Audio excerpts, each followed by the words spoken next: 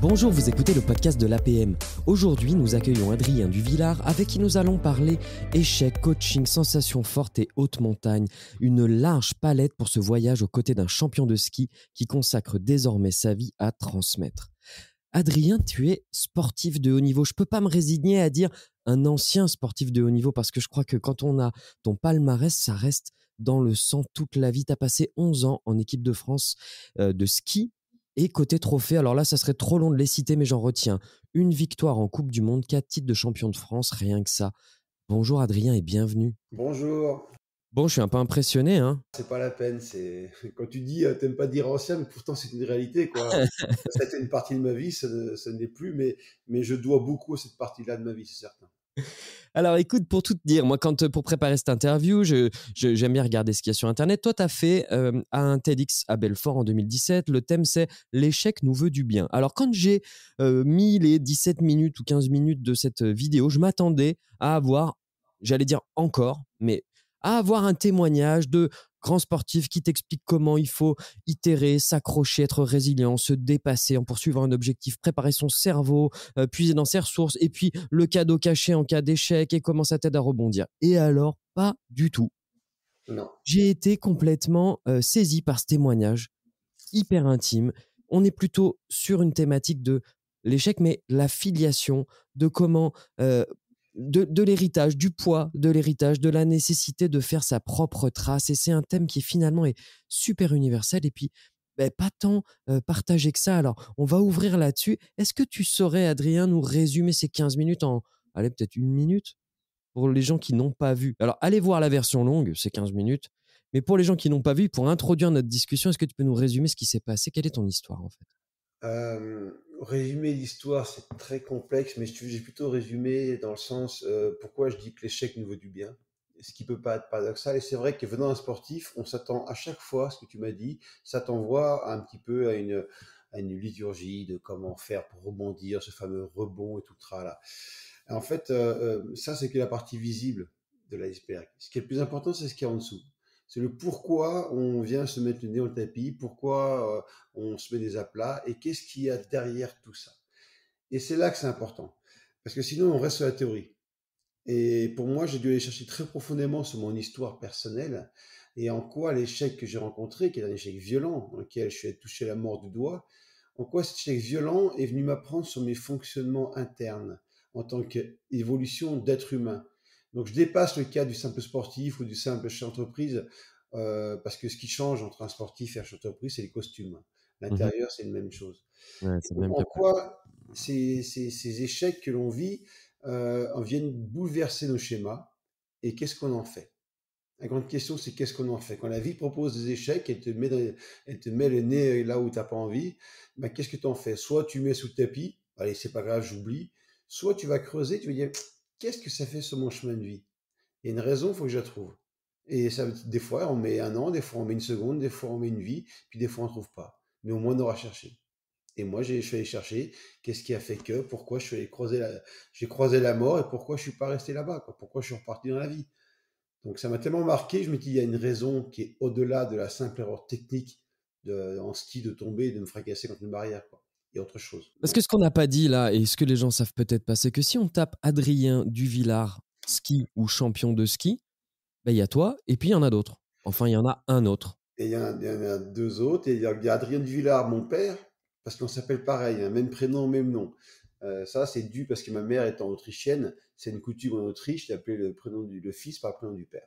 D'accord. Simplement, c'est qu'en faisant ça, j'ai hérité d'une histoire. J'ai hérité d'une histoire qui était lourde, parce que mon père a été le meilleur skieur au monde dans les années 60. C'était un des grands champions du ski dans les années 60. Voilà. Et ben moi, ma plan pareil, grosso modo, pour le monde, je dois être un bon skieur. Voilà. Parce que je m'appelle Adrien Villard, donc je dois être un bon skieur. Donc j'ai hérité d'un poids qui était lourd à porter. Et ce poids, il a fallu à un moment donné que j'en fasse quelque chose, quoi. Il a fallu que ce poids-là, je puisse l'alléger. Et en fait, c'est la vie qui m'a amené à l'alléger, ce poids-là, à travers l'accident que j'ai eu. Sinon, tout seul, je crois pas que j'y serais arrivé. Et donc ça, il y a un moment où, voilà, ce que tu expliques bien dans ce témoignage-là, c'est que tu as une prise de conscience et une prise de recul mais très tardive, en fait. C'est à la fin de ta carrière que tu prends conscience que, il y a quelque chose qu'il faut régler. Exactement, je le prends très tard, même si je savais depuis longtemps, parce que les médias m'ont jamais loupé par rapport à ça, ils m'ont toujours bien rappelé que j'étais les fils d'eux. Mais à un moment donné, suite à un accident, j'ai comme pris conscience de certaines choses et je me suis aperçu qu'en fait, voilà, que les chemins devaient se séparer, que mon chemin n'était pas le sien, que c'est pas parce que je m'appelle comme ça que je dois faire comme ça, que je dois être comme ça. Même si toute ma vie, même si le ski a été une passion, c'est toujours une passion, mais les chemins devaient se séparer. Et c'est là, quand j'ai proposé ce thème-là, en fait, à la PM, je me suis aperçu qu'en fait, les chefs d'entreprise vivent souvent la même chose. Ils héritent d'une entreprise. Et la grande question, c'est qu'est-ce qu'ils en font de ça? Soit ils marchent dans les pas, soit ils créent des nouveaux pas. Et ça, j'imagine, donc toi, tu as fait 243 rencontres sur ce thème-là. Alors, la première question qui me vient, c'est quel est le moteur pour avoir tant besoin et tant l'envie de transmettre ce que toi, tu as compris, de le partager? 243 rencontres là-dessus, c'est d'une générosité et d'une intensité énorme. Oui, surtout que je donne beaucoup quand je le fais, parce que c'est vraiment une histoire personnelle. C'est pas une théorie. Je raconte pas une théorie, je raconte une histoire personnelle qui était impactante pour ma vie. Mais le moteur et la question, et je lui dis, quel est le moteur que j'ai par rapport à ça, c'est que j'aime fondamentalement l'être humain. Et moi, quand je suis en relation avec une 10-15 personnes, 20 personnes pendant toute une journée, dans laquelle je peux partager, échanger ça, en livrant ce que j'ai vécu, j'autorise les personnes à faire le même. Et là, on rentre sur la vraie relation humaine. Et moi, c'est ce moteur-là qui me tient, c'est la relation humaine, mais la vraie relation humaine, pas celle de façade. Oui, bonjour, comment ça va? Non. Tout ce qui va au fond. Et ça, c'est ce qui me motive. Chaque animation APM, c'est ce qui me motive. Et on sait que l'APM, c'est un endroit et un moment où tout le monde baisse la garde, où on laisse sa carapace, son armure à l'entrée pour justement, entre pairs, faire ses introspections quand l'expert nous amène sur ce terrain-là. Toi, tu es sur un terrain très intime. Qu'est-ce que. mmh, Comment ça se passe? On imagine, déjà techniquement, tu dois avoir quasiment systématiquement dans la salle un ou une chef d'entreprise qui a repris l'entreprise familiale ou à qui on l'a transmis et peut-être des fois c'est depuis plusieurs générations. Est-ce que ça t'arrive, j'imagine, quasiment à chaque fois, non, Oui, statistiquement? oui, c'est quasiment à chaque fois, même si on me le dit pas. Parce Mmh. que j'expose mon intimité de ce que j'ai vécu, mais je ne vais pas la chercher chez les autres parce que ça, c'est intrusif. Le fait que moi je puisse le dire, ça peut autoriser les personnes à pouvoir en parler, mais je ne vais pas chercher parce que ça c'est de l'intrusion et je ne veux pas être intrusif. Par contre, il y a plein de personnes qui disent bah tu vois moi c'est pareil, j'hérite de mon père et en fait Ouais. ce que tu me dis ça me fait comprendre que tiens finalement l'héritage n'est pas un problème, c'est qu'est-ce qu'on en fait qui peut être un souci. Et si t'en fais rien, eh ben tu es juste écrasé par le poids de l'héritage. Et Donc et et toi qui as une sensibilité, et une écoute, heu, peut-être au-dessus de la moyenne, surtout maintenant que tu as eu cette prise de conscience-là, comment tu te comportes quand tu as en face de toi un ou une chef d'entreprise et tu sens qu'il est bloqué dans par le poids de cet héritage-là? Est-ce que tu as quels outils tu as pour, essayer d'accélérer la prise de conscience? Peut-être juste de donner un déclic au chef d'entreprise que tu as en face de toi? ouais, en fait, le déclic va venir par la prise de conscience. La prise de conscience, elle est invisible. Et d'accord, elle n'est pas visible. Et si tu veux, là, je les amène à réfléchir en fait sur leur axe identitaire. Parce que le gros souci, c'est notre axe identitaire, c'est-à-dire qui on est fondamentalement. On n'est pas le fils d'eux et on n'est pas le chef d'entreprise d'eux et ainsi de suite. On en a d'abord un axe identitaire très profond. Et bien souvent, on est décalé par rapport à cet axe parce qu'on veut répondre aux besoins de l'extérieur, qui peut être la société, qui peut être une hiérarchie paternelle. D'accord? On a récupéré ça. Donc, on n'est plus dans son axe. Et si on n'est pas en son axe, on est fragile. Et on ne sait pas trop où on va. Donc, c'est récupérer son axe identitaire pour savoir où on veut aller. Et c'est ça, le grand truc, c'est de retrouver cet alignement entre le haut et le bas. Et une Comment fois tu qu'on a fais? retrouvé ça, Comment on fait? Quelqu'un qui a envie de cheminer dans ce sens-là, comment il fait concrètement? alors ça, j'ai pas de baguette magique pour ça. Ah, En fait, j'ai pas de baguette mince. magique pour ça. C'est là où je parle de l'échec nous veut du bien. C'est parce que On rencontre plein d'expériences dans la vie qui sont des petits échecs, qui sont des petits, des gros, des petits, et à chaque fois, c'est une opportunité pour se poser la question, oui, mais pourquoi c'est là et qui je suis pour vivre ça? Qu'est-ce que ça va m'apprendre sur moi fondamentalement en tant qu'être humain? Donc, si tu veux, c'est pas une recette pour demain, c'est déjà une recette pour aussi pour hier. Si tu veux revisiter ce qui t'est arrivé, comment tu as vécu pendant 40 années, tu peux t'apercevoir, tu as eu plein d'informations qui t'ont dit, tiens, t'es pas sur ton axe, tiens, t'es un peu en décalage, tiens, vraiment, fondamentalement, c'est qui toi? Et c'est ça, les grands trucs, c'est de revisiter à chaque fois tout ce qu'on a vécu, le présent, et puis dire, ben, tiens, demain, comment j'ai envie d'être moi demain? Qu'est-ce qui, moi, fondamentalement, me drive pour demain? Pour continuer à essayer de dérouler cette bobine-là, dans ta vidéo, tu dis un truc intéressant, c'est j'ai fait le premier constat et j'ai amené un niveau de raison. En gros, parce qu'on on l'a pas clairement dit, mais tu es aux Jeux Olympiques et puis enfin, un an avant, tu fais une chute où tu passes plusieurs jours dans le coma. Tu décides de te relever et de aller à Nagano un an plus tard. Et c'est le challenge que tu te fixes. Et à Nagano, donc tu arrives à y aller. Je le fais en ultra résumé. Hein. Hein. Tu arrives à y aller et là, tu chutes au bout de 20 secondes, première descente. Quoi. Ouais. Et donc, commence l'introspection d'Adrien Duvillard qui se dit, bah, face à cet échec-là, comment je l'analyse? Et il y a un truc qui est intéressant dans ton cheminement, c'est que tu dis, et à un moment, je mets l'ego et l'adrénaline de côté Mmh. pour essayer de redescendre encore d'un cran dans les profondeurs. Le chef d'entreprise, il est aussi animé, enfin, en tout cas, un des moteurs, c'est l'ego et l'adrénaline. Comment on fait pour pouvoir mettre ça de côté et redescendre dans ses propres profondeurs En fait, précisément, c'est l'ego et la performance. et la performance? Parce qu'en fait, ce qui peut être paradoxal, c'est que moi, je viens du sport de niveau. D'accord? La performance, j'en ai bouffé pendant 11 ans. Je me suis levé, couché avec cette notion de performance en tête. Ouais. Et je me suis aperçu que tant que tu es drivé par la performance et l'ego, tu ne peux pas descendre profondément parce que tu es sur l'expression externe. D'accord? Je vais exprimer mon ego à travers la performance. La seule façon de voir ça, c'est de supprimer ces deux filtres-là. Donc, à la place de dire d'être performant, je dis, bah, on cherche à être bon dans ce qu'on fait.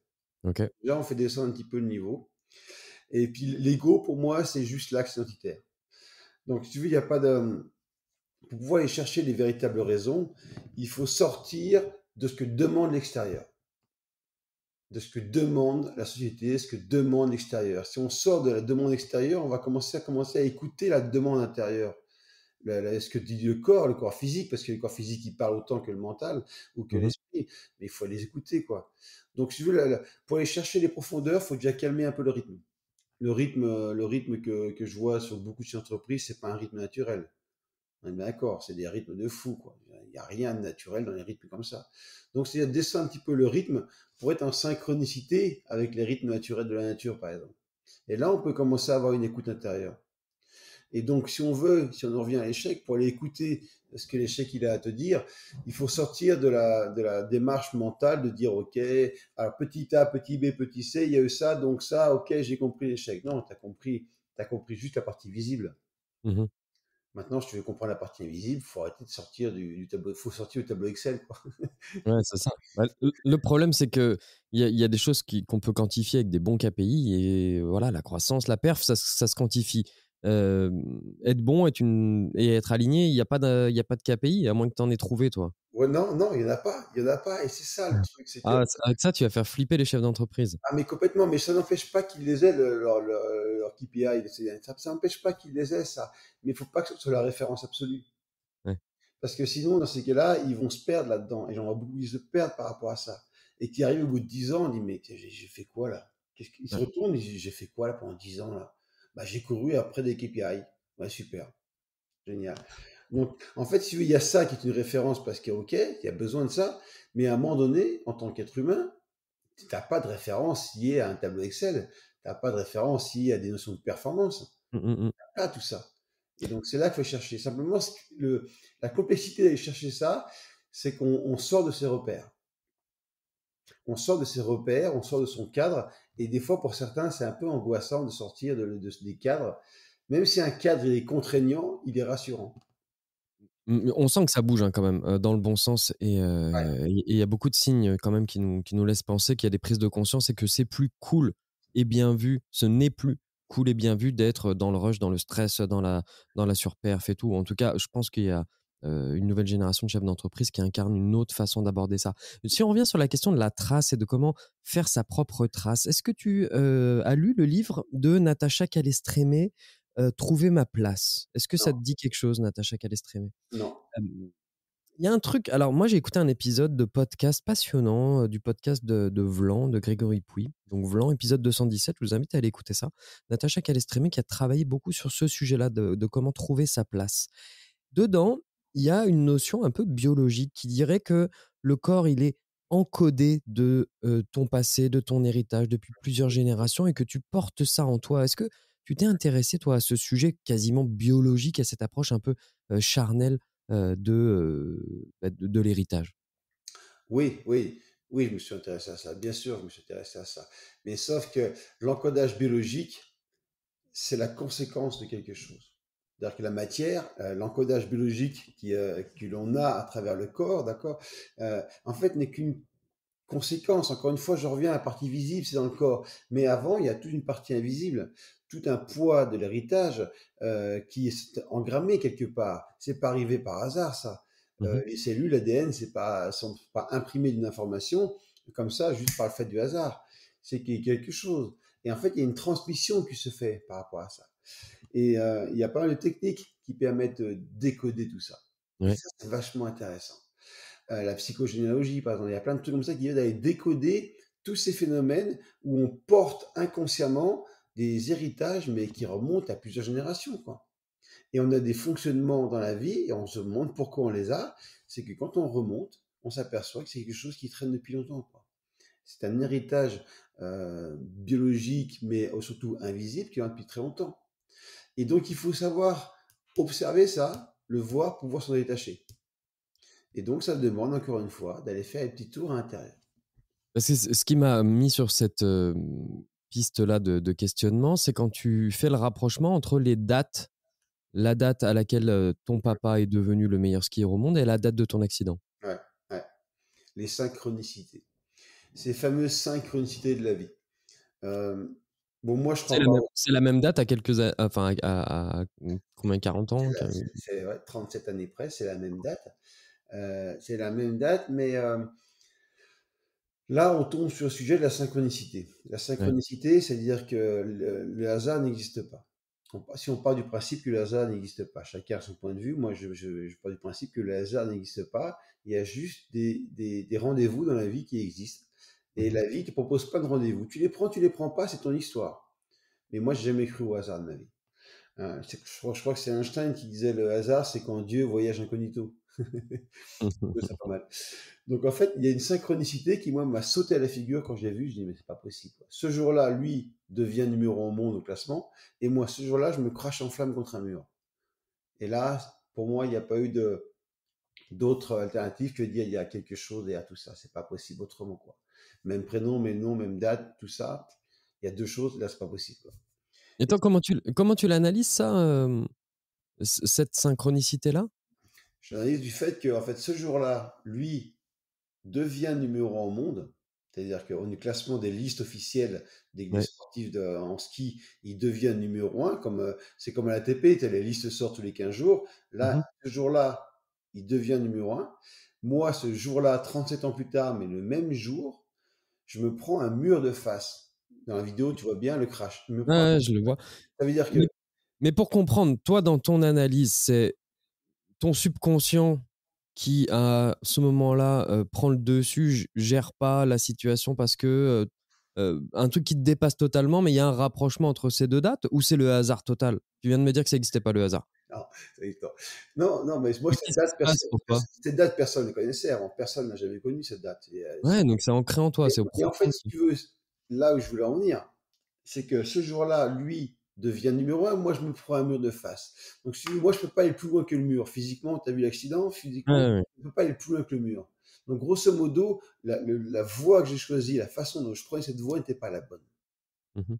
Donc moi, si tu veux, l'accident, c'est que la partie visible. encore une fois, de quelque chose qui est le chemin que j'avais pris, qui n'était pas forcément le bon chemin, ou la OK. façon dont je cheminais n'était pas forcément la bonne, quoi. Donc la vie m'a proposé une occasion de dire, bah tiens Adrien, réveille-toi, regarde un petit peu ce que tu es en train de faire, est-ce que c'est le bon chemin ou pas?